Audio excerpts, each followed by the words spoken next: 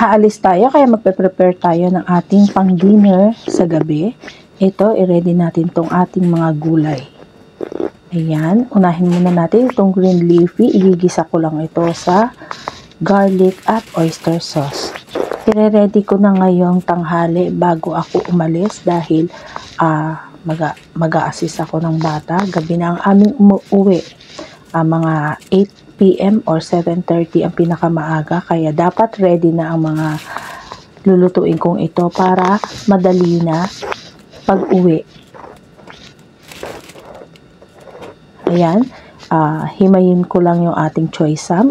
Inaalis ko yung mga flour. At ayan, linisin natin. Mamaya na natin hugasan bago natin iluto sa gabi. Basta na-prepare na natin siya, ganito, okay na.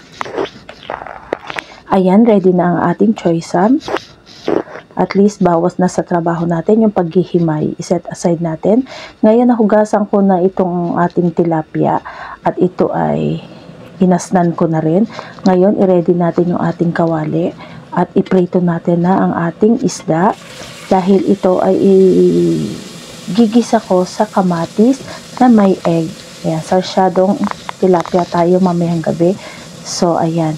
Iprito na natin yung ating isda para ready na. At ito yung mga ingredients ng ating tilapia na isasarsyado natin.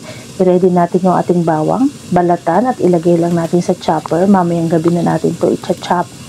At itong sibuyas at kamatis ay hihiwain na rin natin at ilalagay lang natin ito sa fridge.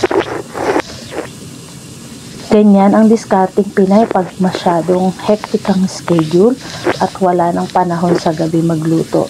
Na kesa naman laging bumibili ng pagkain sa labas, madalas kasi fast food.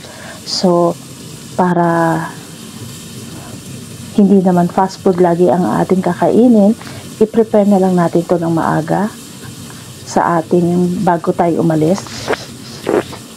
Ayan. Sobrang lamig guys ng mga ka-ating mga ka-angkol, ang ating season ngayon dito sa Hong Kong ay super lamig.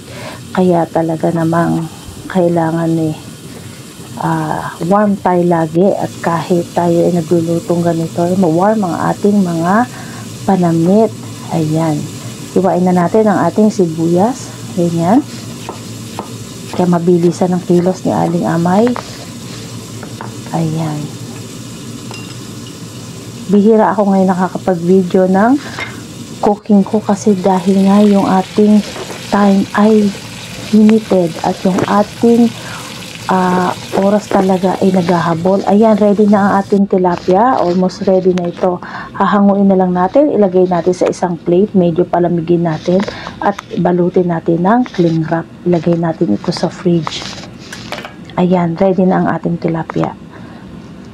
Mamayang gabi, gigisa ko na lang yung ating bawang, sibuyas, kamatis at yung egg at ilalagay na natin dito sa ating fried tilapia. Ayan, ready na ang ating choy sam. I-set aside natin sila at ilagay natin sa fridge. At this time, ready ko na rin ang ating pang soup. Ito ang ating soup, apple pear soup. Yan, apple and pear. At ito na yung ating water. Pinakukula ko na kasi kailangan ito ng 2 hours na pagpapakulo.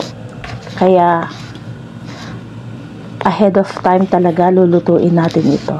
Ito, yung ating mga ingredients. Meron diyang red dates, brown dates, chestnut, almonds, cassava, dried cassava. Yun ang ating nilagay na ingredients. Meron din cashew nuts. Yan ang mga nilagay ko ingredients dito sa ating apple pear soup. Ako na lang ang nag-decide sa mga nilagay niyan. Ayan, hinugasan ko na rin yan. And then, ayan, pakuluan lang natin yan habang nandito pa tayo sa bahay. At pagkatapos, isi-set aside natin yan. Ilalagay natin sa thermopot at maluluto pa rin siya doon sa thermopot until night time. Iinitin na lang natin bago iserve. O, ayan. Paano hanggang dito na lang muli at iserve na natin lang yan mamaya pag dinner time. Bye! Thank you!